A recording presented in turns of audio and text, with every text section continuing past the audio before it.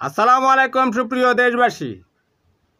আমাদের attorney general Mohammad Asaduzzaman সাহেব বলেছেন, জুলাই আগস্ট গণবিপ্লবের সময় শেখ হাসিনা পঙ্গু হাসপাতালে গিয়েছিল আহতদেরকে দেখার জন্য।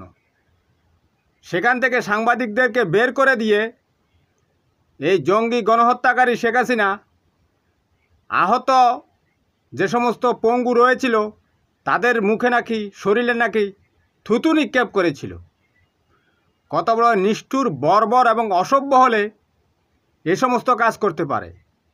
এদেশের মানুষকে সে কত ঘৃণা করে, গণতন্ত্রকামীদেরকে সে কত ঘৃণা করে। কারণ এ তো মানুষ হত্যা করতে করতে দানব হয়ে উঠেছিল। এ সমস্ত জঙ্গি দানবদেরকে বাংলাদেশ মানুষ উষ্ঠা মেরে যদি ভারতে পালাতে বাধ্য না করত,